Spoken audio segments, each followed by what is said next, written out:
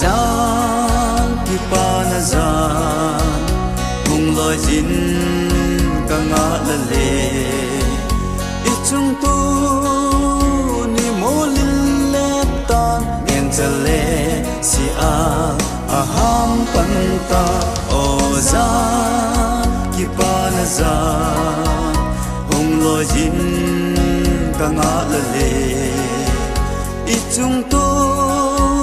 ni mo lin le tan ngen cha le si a ham pan ta va in te nang na hum te a si va pa le chung cho la va in te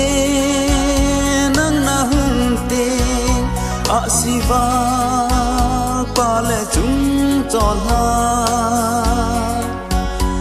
so ding ki pa na lei hi khang dom ten na lem na la sa ding o za ki pa na za hung lo jin ka nga la le i chung to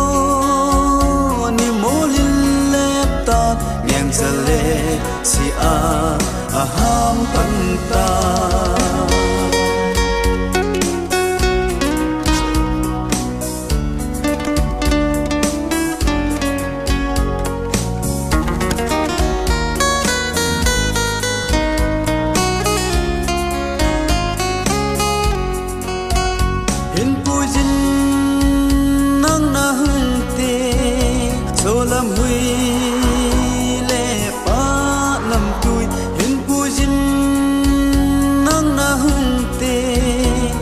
lam hui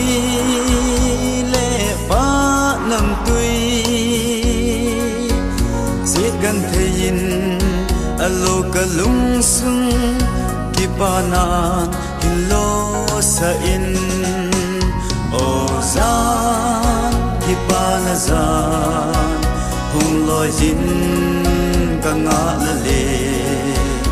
i chung to ni mo lin le tan cha le si a ham pan tai o zan ki pa na zan hung lo jin ka nga la le i chung to ni mo lin le tan ngen cha le